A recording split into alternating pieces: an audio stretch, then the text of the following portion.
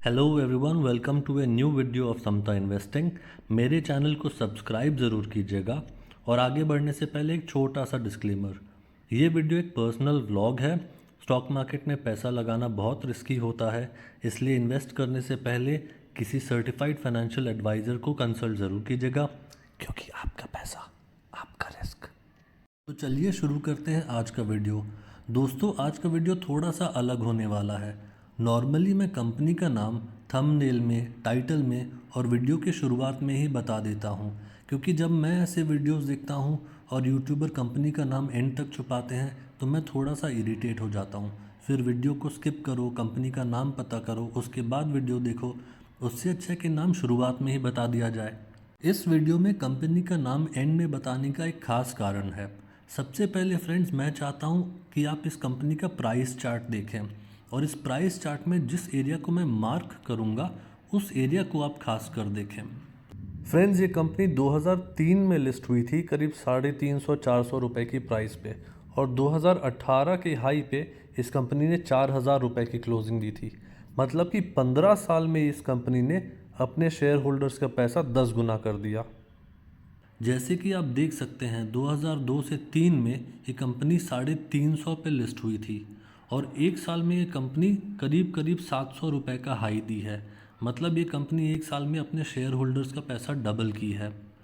उसके बाद ये कंपनी एक साल में वापस अपनी ओपनिंग प्राइस पे आ गई थी। अपनी ओपनिंग प्राइस पे आ जाने के बाद 2004 से 2007 3 साल के अंदर ये अपने शेयर होल्डर्स के इन्वेस्टमेंट को 5 गुना कर देती है।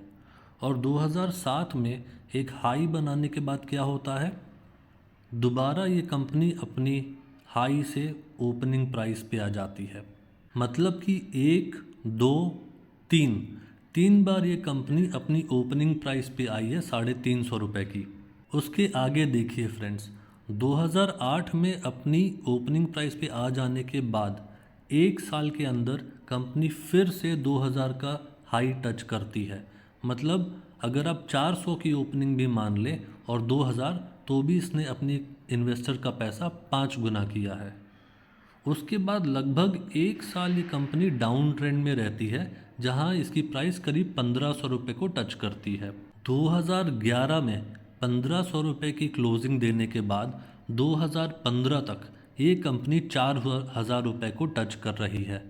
मतलब 1500 रुपये से 4000, लगभग अपने इन्वेस्टर्स का पैसा 3 गुना करना हो गया। 2015 से 2016 तक कंपनी 1000 रुपये का डिप मारती है।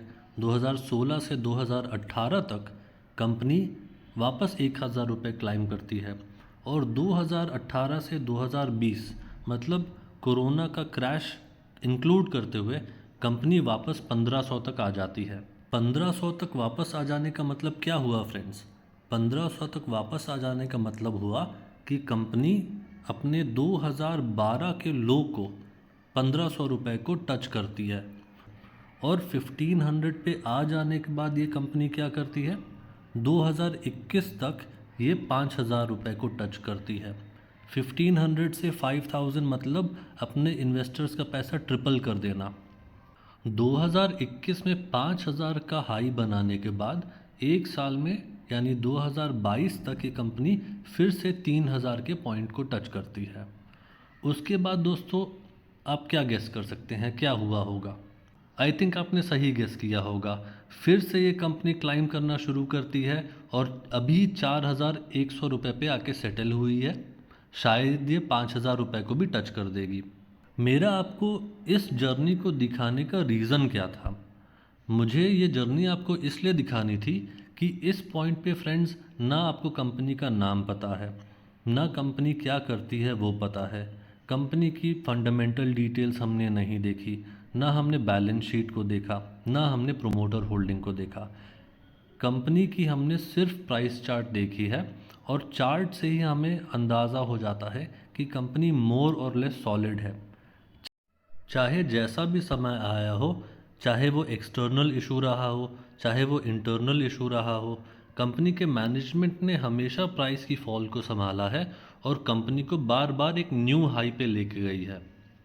तो इस बात से मैं आपको क्या समझाना चाहता हूँ फ्रेंड्स? मैं आपको समझाना चाहता हूँ कि कंपनी का ब्रांड नेम सब कुछ नहीं होता। मान लीजिए कंपनी का नाम है द अमेजिंग कंपनी, तो क्या कंपनी अमेजिंग हो गई? कंपनी के फंडामेंटल्स जो हम लोग दूसरी वेबसाइट्स पे देखते हैं, हमेशा वो फंडामेंटल्स अपडेटेड नहीं होते। वो कंपनी की वेबसाइट पे खुद लिखा होता है कि क्या पता ये जो डिटेल्स हम दे रहे हैं ये अपडेटेड ना हो या एक्यूरेट ना हो, उसके लिए हम रिस्पॉन्सिबल नहीं हैं। कंपनी के बारे में जो न्यूज़ आती है, हमेशा वो न्यूज़ सच्ची नहीं होती। कंपनी को कई बार यूट्यूब पे जब प्रमोट कर रहे होते हैं तो वो पेड प्रमोशन होता है। कंपनी की कोई भी डिटेल्स जो आप ऑनलाइन देखते हैं वो क्या पता सही ना हो। लेकिन कंपनी की प्राइस चार्ट कभी झूठ नहीं बोलती। मार्केट की हर सिचुएशन प्राइस चार्ट पे हमेशा करेक्टली रिफ्लेक्ट करती है।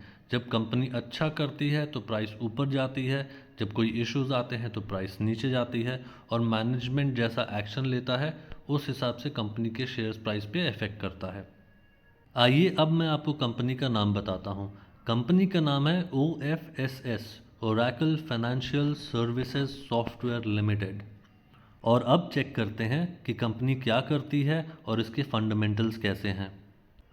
OFSS सिंपली पुट एक IT सेक्टर की कंपनी है जो ऐप डेवलपमेंट में, फाइनेंशियल सॉफ्टवेयर के डेवलपमेंट में, कंसल्टिंग में, IT इंफ्रास्ट्रक्चर के मैनेजमेंट में काम करती है। ये कंपनी फ्रेंड्स 36,000 करोड़ की लार्ज कैप कंपनी है। 35% का रिटर्न ऑन कैपिटल एम्प्लॉयड है, 24% का रिटर्न ऑन इक्विटी है। इसकी बुक वैल्यू इस समय 750 के है और करंट प्राइस है 4180, मतलब कि अपनी बुक वैल्यू से 4 से 5 गुना ज़्यादा। और इस समय इसकी फेस वैल्यू है 5 रुपये की। OFSS ने अपने इन्वेस्टर्स को मल्टी बैगर रिटर्न कमाने का मौका कई बार दिया, और इसके अलावा कंपनी ने 2002 से लेकर 2023 तक कई बार अपने इन्वेस्टर्स को शानदार डिविडेंड भी दिया है। इस समय की हाई प्राइस पे भी कंपनी का डिविडेंड यील्ड 5.38% का है। पिछले 4 क्वार्टर में कंपनी ने 1400 करोड़ के करीब का सेल्स किया है और इनका नेट प्रॉफिट 400 करोड़ से 500 करोड़ के बीच में रहता है। इनका EPS 50, 55, 57 और इस समय 48 का है। इस समय मतलब लेटेस्ट क्वार्टर में। कंपनी की एनुअल सेल्स रिपोर्ट बहुत बढ़िया है। मार्च 2012 में 3000 करोड़ की ये सेल्स कर रही थी, जो बढ़ के इस समय 5000 करोड़ के करीब हो गई है। और इसका नेट प्रॉफिट अगर आप देखें तो मार्च 2012 में इसका नेट प्रॉफिट 900 करोड़ के करीब था, जो इस समय 1800 करोड़ के करीब हो गया है। ऑल्दो कंपनी की सेल्स डबल नहीं हुई है, लेकिन इसका नेट प्रॉफिट डबल हो गया है। कंपनी की कंपाउंडेड सेल्स ग्रोथ 10 साल के करीब 5% की दिखा रही है, प्रॉफिट ग्रोथ 5% पे, स्टॉक प्राइस CAGR 3% पे और रिटर्न ऑन इक्विटी है 25% पे। कंपनी के रिजर्व्स इस समय शानदार 6000 करोड़ के ऊपर हैं, और बोरोइंग्स इनकी आप देखेंगे तो हर साल थोड़ी थोड़ी कम हो रही है। इस समय करीब 55 करोड़ की बोरोइंग है, जो अब तो ज़ीरो ही कह सकते हैं, ऑलमोस्ट नील बोरोइंग है इनके पास। और हमेशा की तरह फ्रेंड्स, ये है कंपनी का शेयर होल्डिंग पैटर्न। प्रोमोटर्स ने 72% की शेयर होल्डिंग बना के रखी है, FIIs ने 7% की, DIIs ने 8% की और पब्लिक ने 10% की। मैंने OFSS में जुलाई अगस्त के समय पे 3296 रुपीज़ पे एंट्री की है और इस समय मैं 26% के प्रॉफिट पे हूँ। मेरा गोल है फ्रेंड्स इस कंपनी को लॉन्ग टर्म के लिए होल्ड करके रखना, और मुझको लगता है कि ये कंपनी अब 5000 के हाई को भी क्रॉस करेगी। तो फ्रेंड्स, आज के वीडियो में मैं आपको यही डिटेल्स देना चाहता था। आज का वीडियो आपको कैसा लगा कमेंट सेक्शन में लिख के ज़रूर बताइएगा। इस कंपनी के बारे में आपकी राय क्या है वो भी मुझे बताइएगा। मेरे चैनल समता इन्वेस्टिंग को एक लाइक, शेयर और सब्सक्राइब दीजिएगा, जिससे कि मेरे चैनल को ग्रोथ मिले। मिलते हैं आपसे अगले वीडियो में, तब तक के लिए जय जय श्री राम।